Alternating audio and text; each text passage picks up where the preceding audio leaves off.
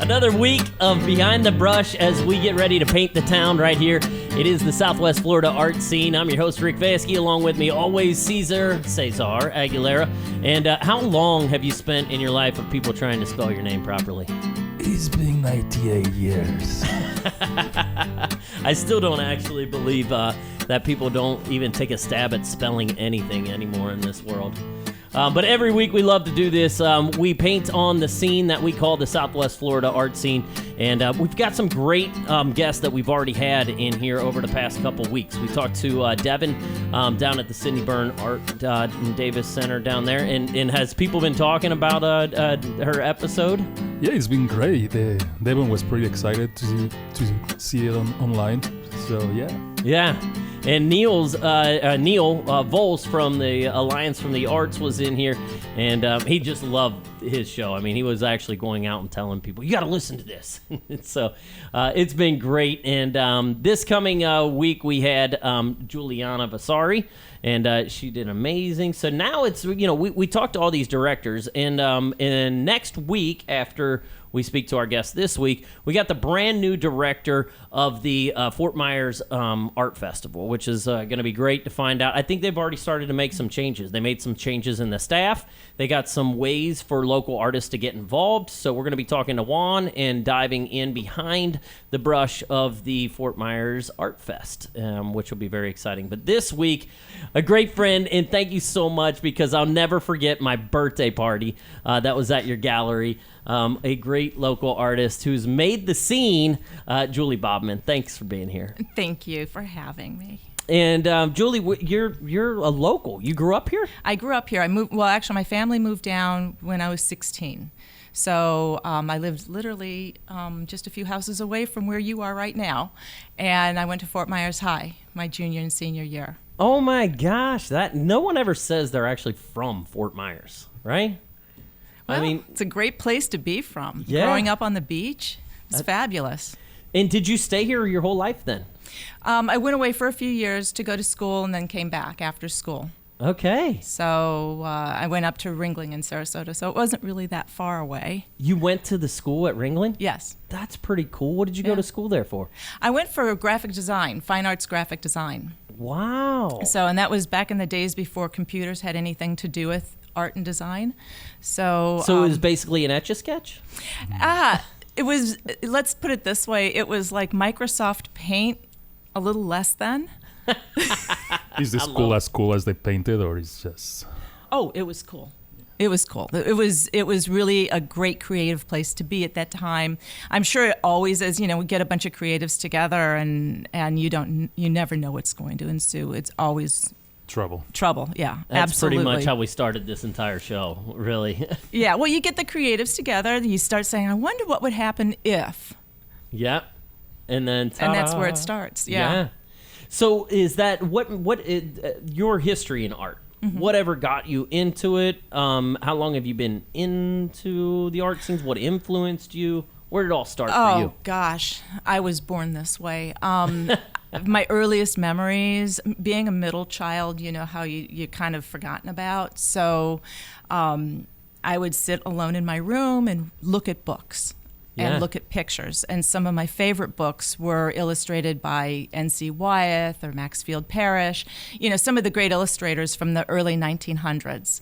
And then I discovered Art Nouveau, and I was hooked because I thought, oh my God, this is just so beautiful. And then you discover, from there, you go on and discover Art Deco, and you're like, oh my God, can it get any better? And so when you're a child and you discover these beautiful illustrations from these artists, with the bright colors and the geometry and all of that, you just want to delve into more. At least that's how I was. I wanted to delve in and see more.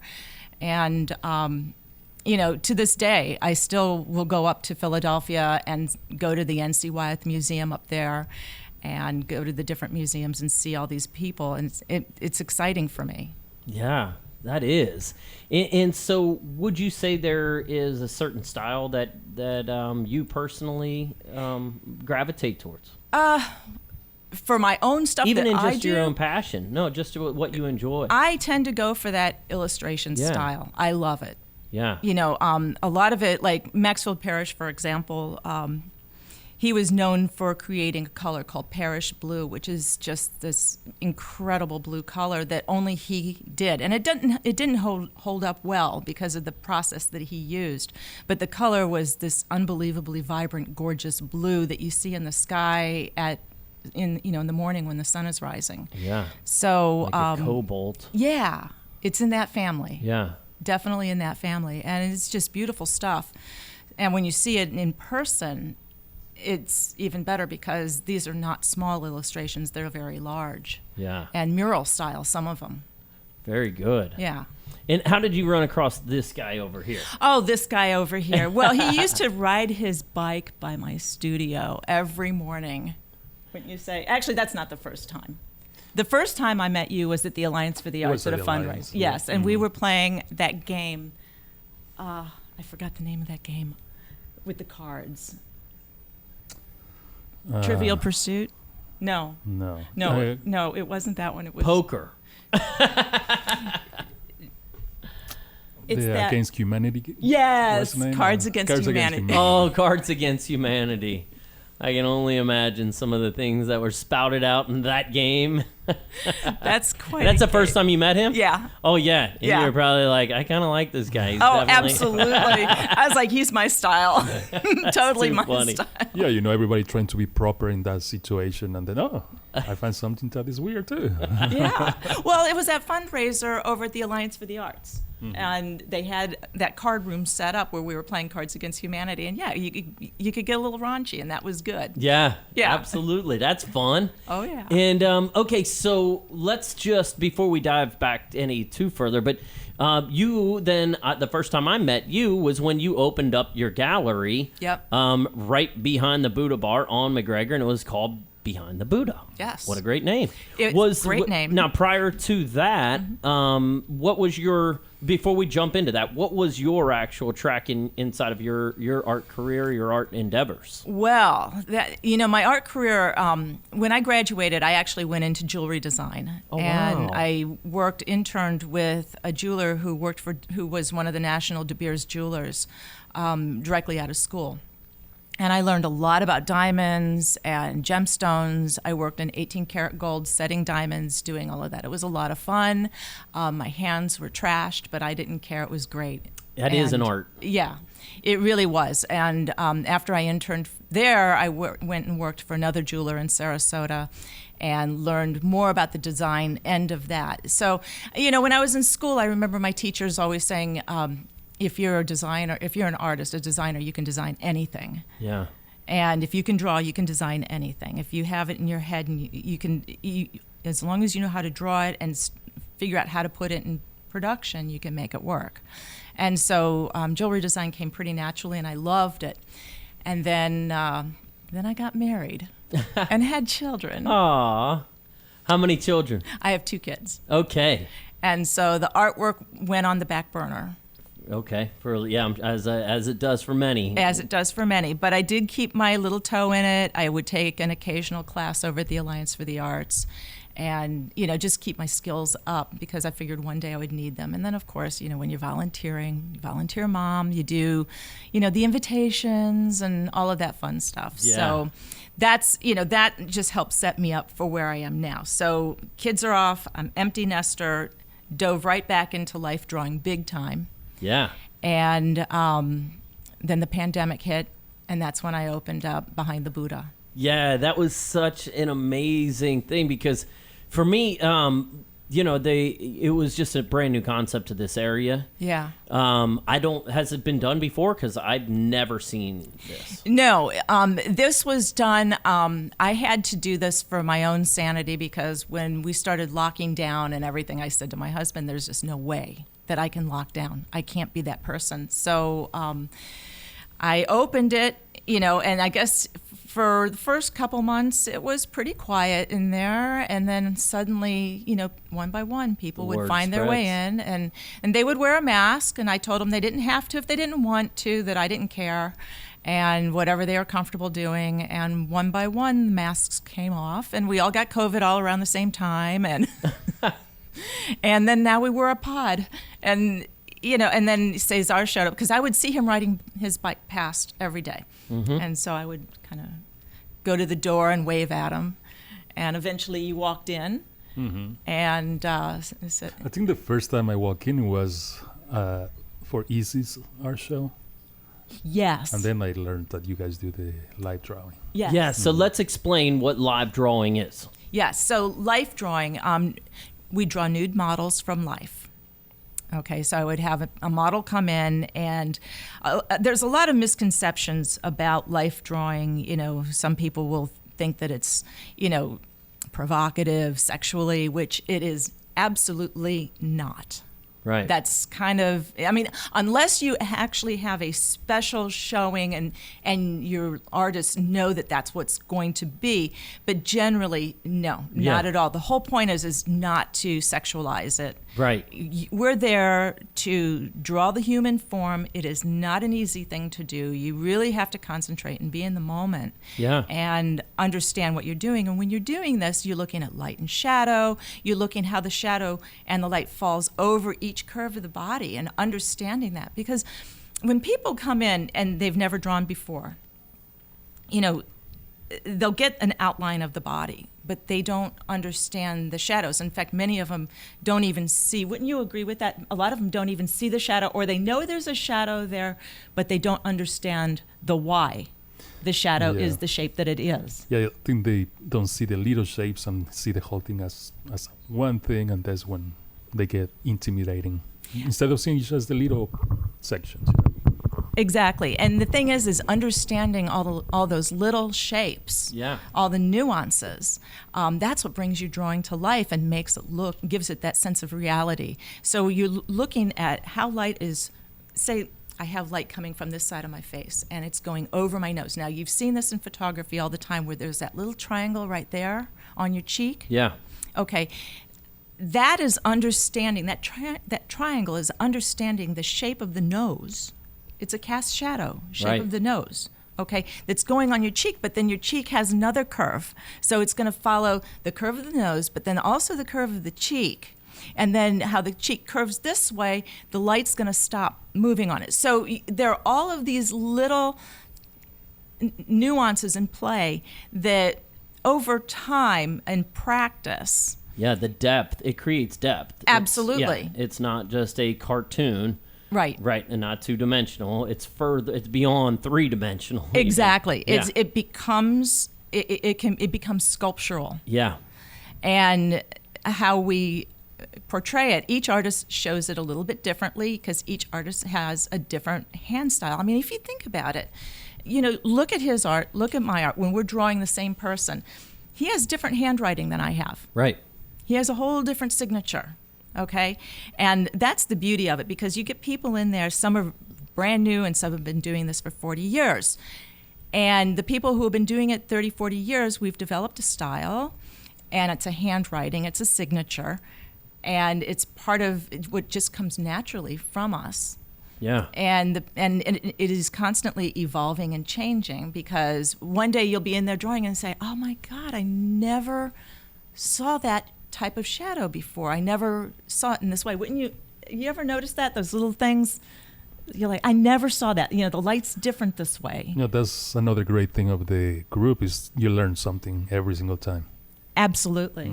Mm-hmm. And that was kind of what I was thinking that number one, it was open to anybody. Yeah. So whether absolutely. Whether you considered yourself an artist or not, it was come try this out. Pick up a pen, pick up a pencil, draw it, paint it, however you want. Mm-hmm. But to me, I thought it would be interesting to see it's one person. There's only one model. Only one model. But yet, everybody has a different style, a different perception, and a different seat, a different view of that same person. So there were probably never two that ever looked the same. Never. Yeah. Never. And and everybody has a different style, like we were talking about. And it's interesting to see that style. Some styles don't evolve, and then some evolve greatly. Yeah. Depending on how much wine you've had. Wouldn't you say? The fuel. Liquid courage? Liquid courage, that's right. Creative fuel. Yeah. Creative fuel. I like that. Yeah. That's right. The creative fuel, that was always available. That was always part of the deal. You come in, you draw, you get a glass of wine, enjoy. Yeah. You know, and then food ended up in there, loads of cheese, crackers, cakes, cookies. Oh, it was a party. Yeah. Every Thursday night and Sunday afternoon, it was a party. I've had people watching football while they're drawing. I hope muted at least. It was muted. Yes. Oh, but their reactions to to touchdowns, not muted. Too funny. So That's crazy. yeah, it's a lifestyle thing. This has become. It was kind of like Cheers. And were you seeing a lot of people that were consistently coming back? Oh yeah. And their style was getting better. Oh, absolutely. Yeah, so they were literally like coming back to almost like, I got to keep getting good. This is a challenge. I have a woman. Because Caesar, you had gone probably, I don't know, at least 6-7 times, I would assume. Oh, many times. Oh, Yeah. Way more than that. Okay. Because I've been going since 2020. I was only open 6 months or so before you dropped in pretty early on. Yeah, because I was watching the drawings I did and I put the dates on it. So I think it's like 2021 at least. Yeah. And how 'Cause did I you opened in feel 2020. about the challenge from the first time that you did it and through your experience going through it? Oh, the evolution is amazing. I actually went from drawing on white paper to go on black paper with white pencil and never look back. That Yeah. was because doing it at the studio behind the Buddha. Yeah. And was that because it was easier to do shading and make the shading pop out a little bit better? No, it's totally the opposite. You have to retrain your brain because when you're doing in white paper, you're looking for shadows, but when you're doing on black paper, it's totally the opposite. You only seeing the highlights. Yeah. So it's totally the opposite wiring in the brain. Very cool. Very nice. Yeah. And you yourself, you've obviously participate in your own. You're not just the host pouring the wine. Right. How do you feel that from the time you conceptualized this into where you're at now?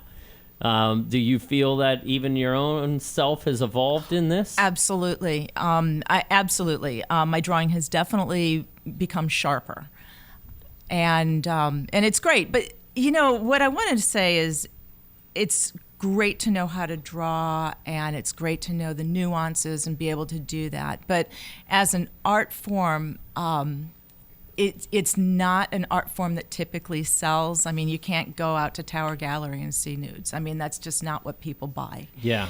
Which is a shame, because that is really where, people are showing their skill. But as an artist, I mean, do you have to have that much skill to be a good artist? No. Right. You don't need it. But I feel it's good to practice it because it will only make your art better. Yep. Mm-hmm.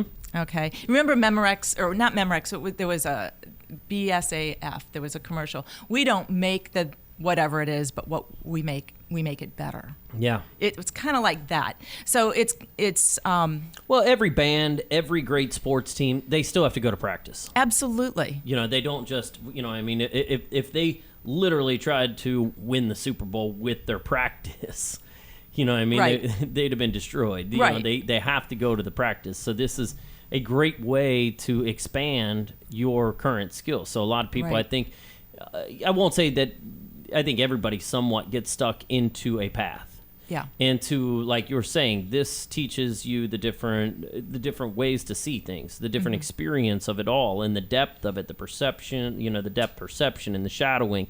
It's a different way to practice. Mm-hmm. Yeah.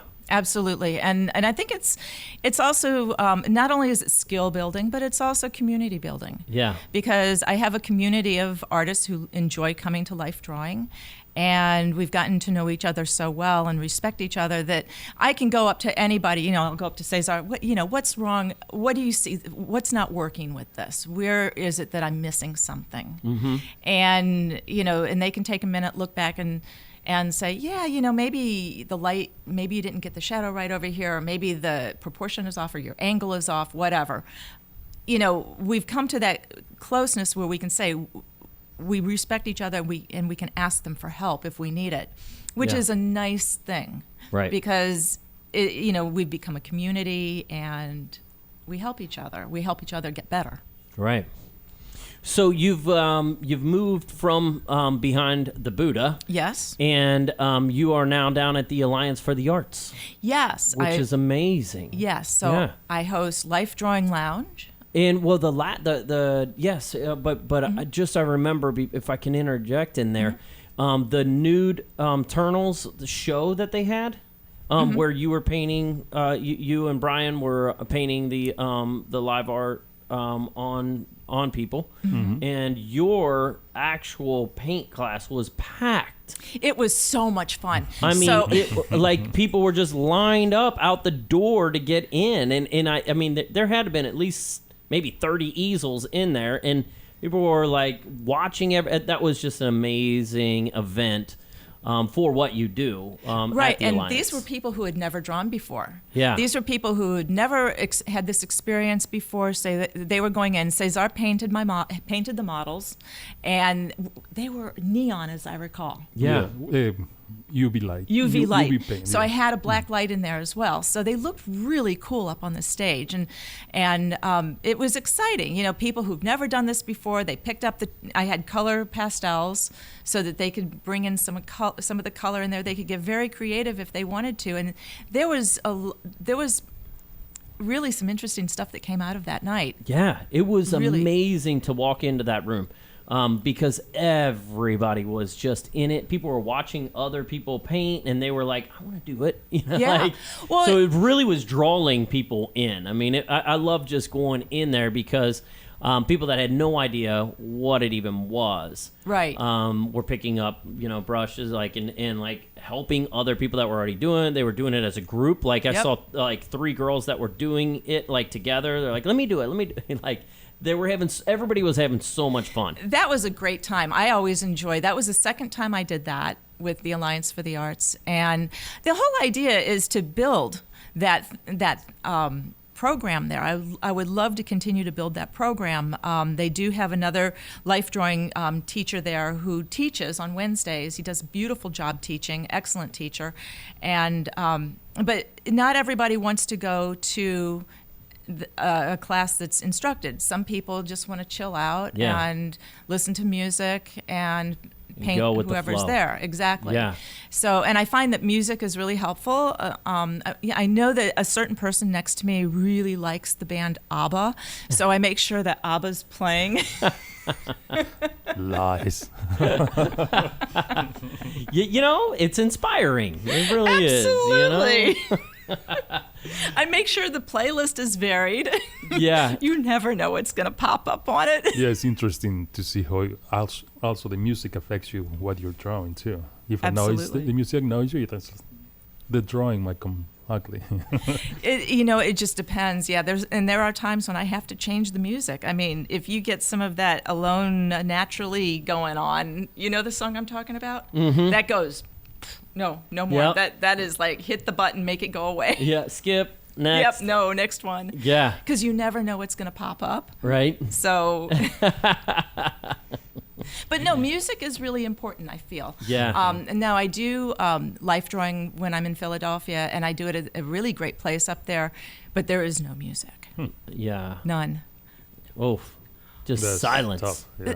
It forces you to go inward into your head, which, I think that the reason I have music on all the time is sort of to dull all of that stuff going on inside my head, so that I can, for me to focus, it helps me. Yeah, me too. I have to feel the rhythm of something. Right. Music is an energy. It absolutely is. is. And it moves everybody differently. I mean, it's the same way. Just as your model might be one person, but if 8 different people are painting it, it's going to come out 8 different ways. I could put one song on, and 8 people will hear it differently. They're going to dance to it differently. They're going to have memories that come from that song, different memories. And so yeah, I think that it definitely impacts the flow of art and what's happening in their mind, in their rhythm of everything. Yeah. So it's good. I mean, but yeah, quiet silence painting. Oof. Well, you know what though? After a while, you do get used to it. Yeah. And you kind of get into it, that other rhythm of without music. But I'll tell you, the last time, because I won't be, I start up again in October. Okay. So the last session that I had was with my model, and we were talking to her, and she said, we asked her, what was your favorite concert that you ever went to? And she said, it was Allman Brothers live at the Fillmore. Oh, yes. Oh, right? Yeah. So what did I put on? I put on Allman Brothers live at Fillmore, and it was wonderful. And she's like up there doing her best, trying not to sing it, but she would sing every now and then. And it's just really cool because we have a relationship with our models. Yeah. I think a relationship with the model is critical. Yep. Because they have to feel comfortable.